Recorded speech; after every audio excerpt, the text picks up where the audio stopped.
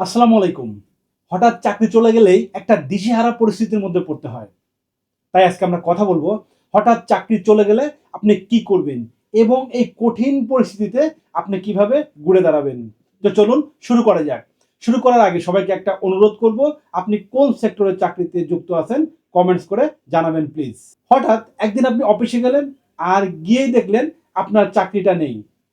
এখন যে পরিস্থিতি আপনার মধ্যে তৈরি হবে, এই পরিস্থিতি শুধু আপনিই বুঝবেন। এটা কাউকে বলে বোঝানো সম্ভব না। এই পরিস্থিতিতে সমস্ত রাগ, দুঃখ, হতাশা সমস্ত কিছু একসাথে আপনার উপর ভর করবে। তাই আজকে আমরা কথা বলবো কিভাবে আপনি এই পরিস্থিতি থেকে বের হবেন। তো চলুন শুরু করা যাক। প্রথম কাজ, আপনার নিজের টাকা পয়সার হিসাব করুন। চাকরি চলে যাওয়ার পরে প্রথম কাজ হলো আপনার কাছে কত টাকা আছে এটার হিসাব করুন এবং এই টাকা দিয়ে আপনি কত মাস চলতে পারবেন তার একটা সঠিক পরিকল্পনা তৈরি করুন, যাতে যতদিন আপনি চাকরি না পান এই টাইমটাতে আপনাকে অন্যের কাছে হাত পাততে না হয়, অন্যের কাছে সাহায্য চাইতে না হয়। সিভি ঠিক করুন। চাকরি চলে যাওয়ার পরেই আপনি হতাশ না হয়ে আপনার সিভি ঠিক করুন। আর নতুন নতুন যেসব অভিজ্ঞতা যুক্ত হয়েছে সেগুলা সিভিতে উল্লেখ করুন। ৩ নাম্বার, যোগাযোগ বৃদ্ধি করুন।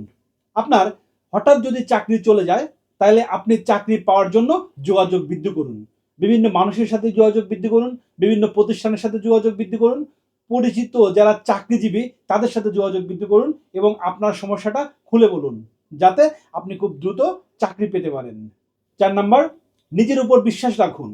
আপনার চাকরি চলে গেছে এই জন্য আপনি হতাশ হয়ে যাবেন না। আপনি নিজের উপর বিশ্বাস করুন যে আপনি ভবিষ্যতে আরো ভালো কিছু করতে পারবেন।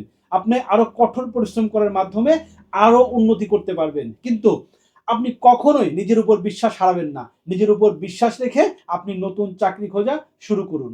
৫ নাম্বার, অস্থায়ী কাজ খুঁজুন। হঠাৎ আপনার চাকরি চলে যেতেই পারে। তখন আপনি কি করবেন? আপনি অস্থায়ী কাজ খুঁজতে পারেন। এই অস্থায়ী কাজে যদি আপনি যুক্ত থাকেন, একই সাথে আপনার মাথার মধ্যে থেকে নেতিবাচক চিন্তা দূর হবে। আবার একই সাথে আপনার কিছু টাকা আসবে, যেটা আপনার আর্থিক সংকট সমাধানে সহযোগিতা করতে পারে। আবার অনেক সময় দেখা যায় আপনি যে প্রতিষ্ঠানে অস্থায়ী কাজ করছেন, ওই প্রতিষ্ঠানের কর্মকর্তা আপনার কাজ ভালো হলে তা আপনাকে স্থায়ী করে নিতে পারবে। তাই আপনি বসে না থেকে অস্থায়ী কাজ শুরু করতে পারেন। নিজের দক্ষতার উন্নতি করুন। আপনি যখন বেকার, মানে চাকরি নেই, হঠাৎ চাকরি চলে গেছে, বাড়িতে বসে আছেন, তখন আপনি নিজের দক্ষতার উন্নতি করুন। এই দক্ষতা আপনার হারানো বিশ্বাস ফিরিয়ে আনবে এবং আপনার একটা ভালো সময় কাটাতে সহায়তা করবে। আপনি বাড়িতে বিভিন্ন রকম পড়াশোনা করতে পারেন অথবা কোনো কোর্স করতে পারেন। এই কোর্স এবং পড়াশোনা আপনার দক্ষতা এবং স্কিল এমনভাবে বাড়াবে যেটা আপনাকে দ্রুত চাকরি পেতে সহায়তা করবে। চাকরি চলে গেছে এই ভেবে নিজেকে তুচ্ছ-তাচ্ছিল্য করবেন না, নিজেকে ছোট করবেন না। তাহলে আপনার হতাশা আরো বেড়ে যাবে।